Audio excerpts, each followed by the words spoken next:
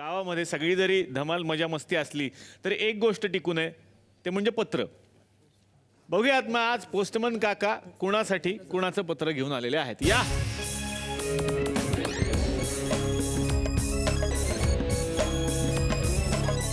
एक पत्र आलंय. अरे वा. मी वाचून दाखवतो. प्रिय नातलग, मित्र आणि इतर, 2 दिवस झाले मी ICUमध्ये व्हेंटिलेटरवर आहे.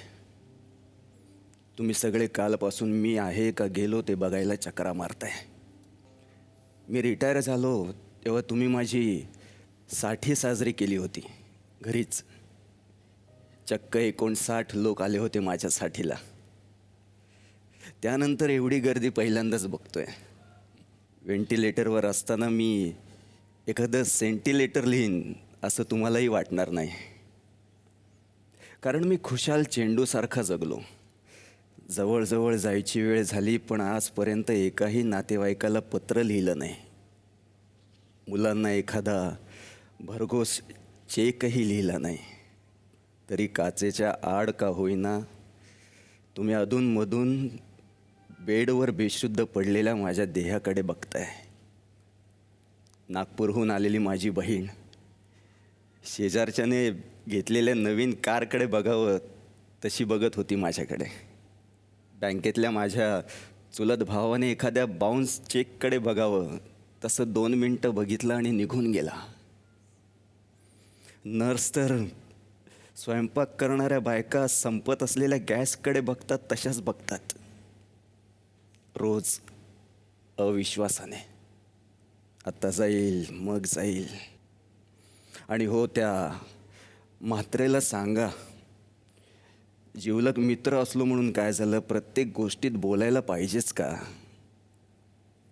320चं पान लावायला पानवाल्याला सांगावं तसं डॉक्टरला माझ्यावर ट्रीटमेंट कशी करावी ते सांगत होता.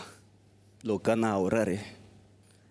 हां, माझ्या नातवाने कालपासून 2दा सेल्फी काढली या अवस्थेत. फेसबुकवर किती लाईक्स मिळाल्या असतील आमच्या फोटोला? तुम्हाला प्रश्न पडला असेल की हे सगळं मला कसं माहीत? माझं लक्ष आहे रे. खरं तर माणसाला शेवटच्या श्वासापर्यंत सगळं कळत असतं, फक्त वळत नसतं. दरदरून घाम फुटला, छातीत कळ आली तरी माणूस म्हणतो जागरण जास्त झालं. खरं तर हा देवाने दिलेला मिस कॉल असतो. देवाची अपेक्षा फक्त एवढीच असते की आपण धोक्याची घंटा ऐकून परत फोन करावा आणि माफी मागावी की यापुढे शिस्तीत जगेन. पण आपण देवाच्या मिस कॉलकडे लक्ष देत नाही.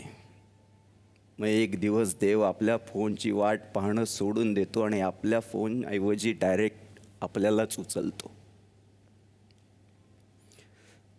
आपण असं म्हणूच शकत नाही की देवाने आपल्याला मिस कॉल दिलाच नव्हता. मलाही दिला होता. सारखं गोड खाण्याची आवड भोवली. ते म्हणतात ना, साखरेचं खाणार त्याला देव देणार. ते ॲक्च्युली साखरेचं खाणार त्याला देव नेणार असं पाहिजे. पण आता कळून काय उपयोग?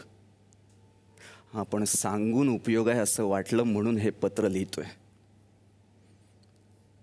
काल मला बघायला आलेला माझा पुतण्या मी कसा एका पंक्तीत 20-20 गुलाबजाम खायचो हे सगळ्यांना रंगवून सांगत होता.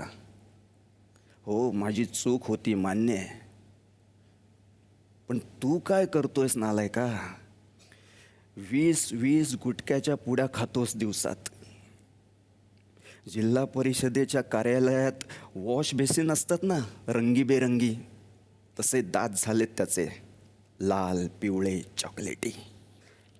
तुम्हाला सगळ्यांनाच सांगतो, आपण काय खातो त्यावर ठरतं की आपण किती लवकर जातो.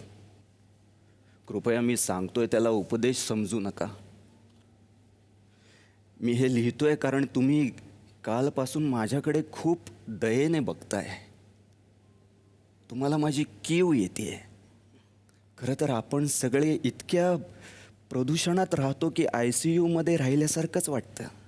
शहर म्हणजे अतिदक्षता कक्ष आहेत. बरेच जण आता मास्क लावून फिरायला लागलेत.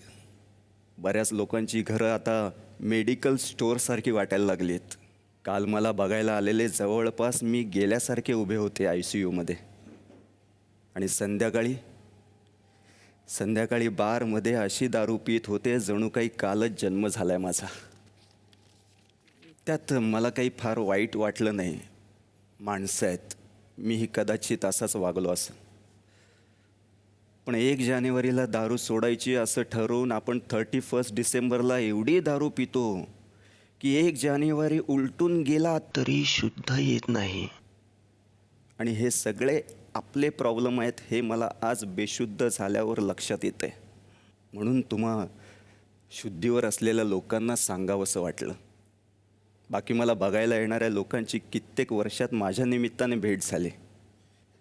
6-7 वर्षाचा असेल माझा मुलगा. शाळेत जाताना रोज पापी देऊन जायचा शाळेच्या गेटवर.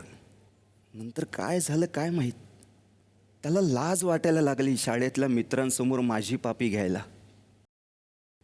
काल पहिल्यांदा मी बेशुद्ध असताना 60 वर्षानंतर त्याने माझ्या गालावर ओठ टेकवले. मी शुद्धीवर असताना त्याने प्रेमाने मला एवढं जवळ घेतलं असतं तर कदाचित आज मी व्हेंटिलेटरवर आहे. वेळ आली आहे म्हणून खरं बोललो. चूक भूल माफ असावी. खूप काही बोलायचं होतं, राहून गेलं. बायकोला एकदा भर रस्त्यात अचानक मिठी मारून आय लव्ह यू म्हणायचं होतं, राहिलंच. सगळे बहीण भाऊ जमून एकदा गाण्याच्या भेंड्या खेळायच्या होत्या, तेही राहिलं.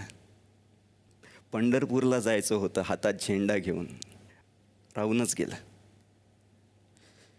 राहून गेलेल्या गोष्टी आठवतात आणि अस्वस्थ वाटू लागतं.